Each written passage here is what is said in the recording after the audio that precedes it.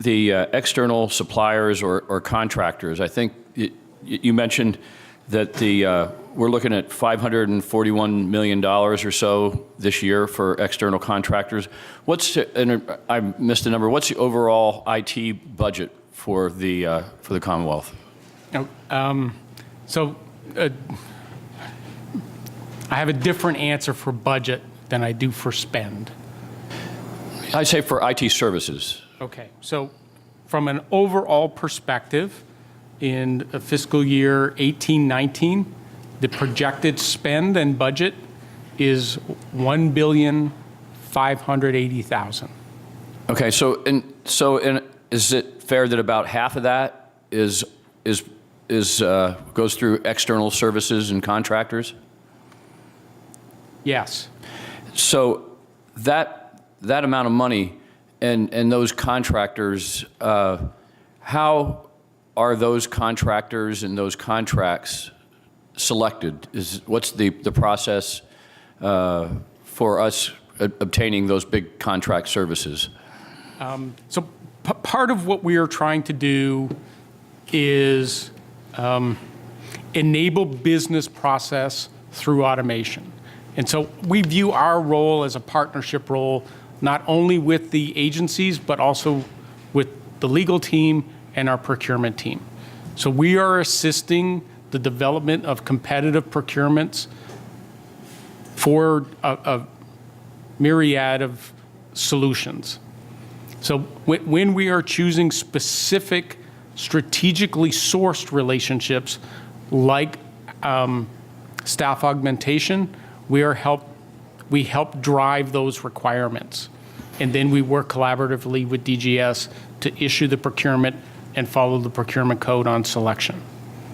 So I think one of the concerns that we hear about, and this is not just recently, this has been throughout at least my time and beyond my time in government, are what would people think we would call no-bid contracts.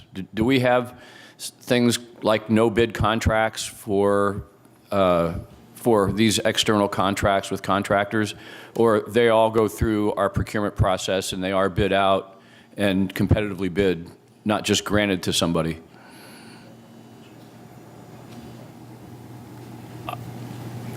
I think that there are a few, what I'm going to call sole source procurements in place. I would say that they are the exception, not the rule. Okay, thank you. Sorry. No, that's fine. If you want to add. Well, there's a different way to look at this as well. We technically have contracts or services that are procured from initial contracts that were bid. What I mean by that is we may have a supplier that bids based on the cost of the services per hour or the specific work that they're going to do for us, and then agencies may choose to buy into or procure from that particular contract. There is not a second bid that's made at that point.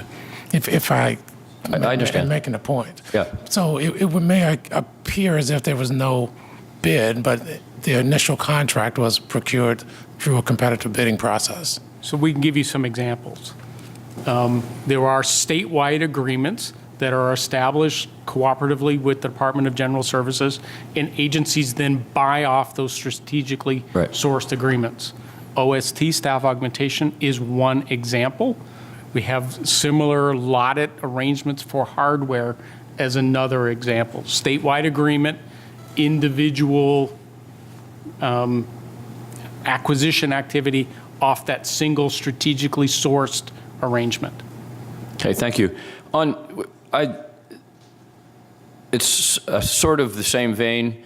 We have, to my understanding, we have 6 major data centers. Is that? Yeah. So those, I assume in those data centers, there's a lot of servers and hardware involved in those data centers. How do we decide who the vendors are, and are they operated by a are they operated by your personnel, or are they operated by a vendor or someone else?